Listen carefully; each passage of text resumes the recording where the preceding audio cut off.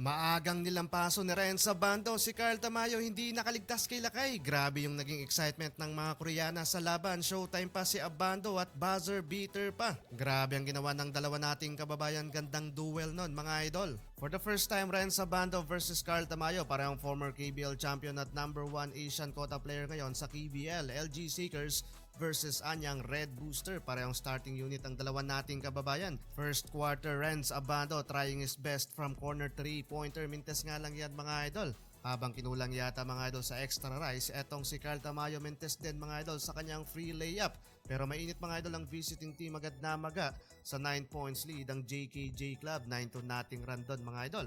Matagal nakakasagot ang LG Seekers. Tamayo cutting the baseline mula sa extra pass ni Asi Marie, first field goal ng home team. Pero mainit ang laban rin sa Bando versus Carl Tamayo. Maagang nasupalpal mga idol nila kay ang Gilas big man. Anyari sa home team, under 3 minutes tambak ng 13 points, kaya napa-timeout doon, pero tuloy-tuloy pa rin ang pagpapahirap ni Renz sa bando sa opensa ng kalaban. After timeout, kahit ang Egyptian import ng LG Seekers, isasabayan niya nila kay sa ere. Carl Tamayo naman nagbubuhat para sa LG na may 5 points, hitting his second field goal from the Rainbow Country, habang si Abando naman pinaikot-ikot ang bantay, walang magawa sa bilis ni Kabayan, and bank shot for Abando. 6 points so far sa laban, 13 points lead para sa Red Booster, 12-25.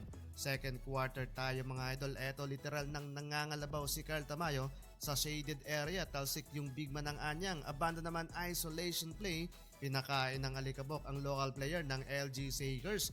Under 7 minutes napakamot si Carl dahil sa tawag ng referee sa play nito. Pero it turns out na defensive foul yon. 2-2 free throw para kay Carl.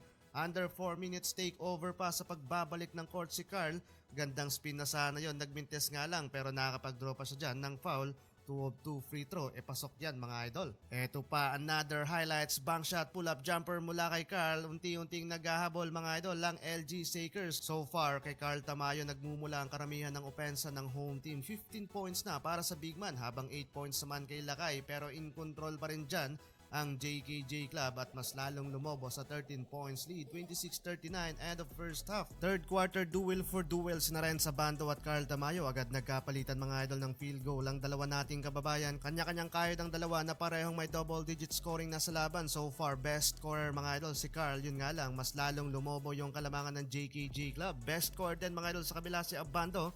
At mula pa sa kanyang 4 straight points na mala acrobatic na layup, abante sa 21 points, biggest lead so far dito sa laban ng Anyang. Parehong low scoring mga idol ang LG Seekers at JKJ Club sa crucial 5 minutes ng laban, pero pabor pa rin mga idol ang malaking kalamangan ka na rin sa bando at hindi na rin masyadong nagamit pa si Lakay kahit sina Carl Tamayo at Asi Marie ng home team. Maganda mga idol ang pinakitang performance ng dalawa nating kababayan, sayang nga lang ang buhat mode ni Carl Tamayo habang panalo si Renz Abando.